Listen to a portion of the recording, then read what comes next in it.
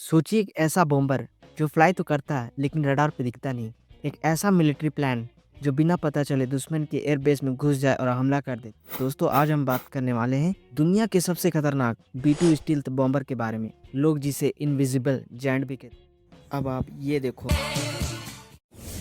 तो बात शुरू होती है कोल्ड वॉर के समय। कोल्ड वॉर के टाइम पे यूएसए को लगा कि एक ऐसा मिलिट्री प्लान बनाना चाहिए जो रसिया के रडार और मिसाइल को चकमा दे सके। बस फिर क्या था, शुरू हुआ एक top secret project, advance technology bomber. इस प्रोजेक्ट को बनाया नॉर्थरॉप ग्रुमैन ने और 1989 में B2 ने अपनी पहली उड़ान भरी। तब से यह प्लान बन गया अमेरिका की मिलिट्री पावर का सिंबल। इसकी डिजाइन और ब्यूटी के बारे में बात करते हैं। B2 की सबसे बड़ी पहचान इसका फ्यूचरिस्टिक और स्टनिंग डिजाइन है। जब ये प्लेन आसमान में होता है तो ऐसा लगता है जैसे कोई एलियन शिप साइलेंटली ग्लाइड कर रही हो। No tail, no vertical fin, सिर्फ एक smooth shiny black flying wing. इसकी बॉडी पर होती है एक स्पेशल कोटिंग, रडार वेव्स को अब्सॉर्ब कर लेती है या उन्हें घुमा देती है। यही तो इसकी इनविजिबिलिटी की असली ताकत है। ये बॉम्बर हवा में ऐसे साइलेंटली ग्लाइड करता है जैसे एक काली परछाई, और दुश्मन को खबर भी नहीं होता कि उसके सिर पर खतरा मंडरा रहा है। अब देखते हैं इस इनविजिबल जायंट की कुछ पावरफुल फैक्ट्स। विंग्स जो कि 52 मीटर हैं। इसकी विंग्स की पूरी लंबाई 172 फीट है और इसकी टॉप स्पीड 1010 किलोमीटर प्रति घंटा। इसकी रेंज 11,000 किलोमीटर, रिफ्यूलिंग के साथ और ज़्यादा भी जा सकती है। और इसकी बॉम्ब लोड क्षमता 18,000 की है। एक B2 बॉम्बर की प्राइस लगभग $2 बिलियन है, करीब 16,000 करोड़ रुपए एक प्लान की कीमत, जिससे कि 2 B2 बॉम्बर से पूरा पाकिस्तान का घर जाएगा।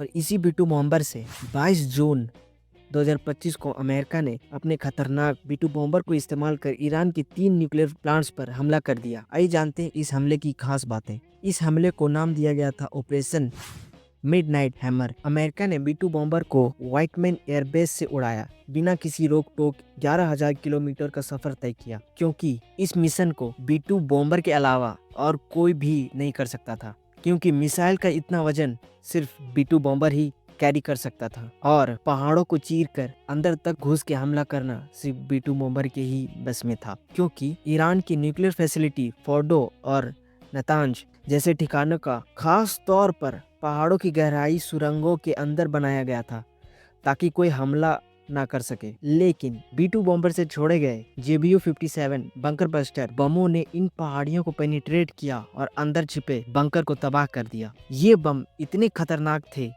कि कंक्रीट और स्टील की मोटी लेयर को चीरते हुए सीधा अंडरग्राउंड साइट तक पहुंचे और तबाह कर दिया।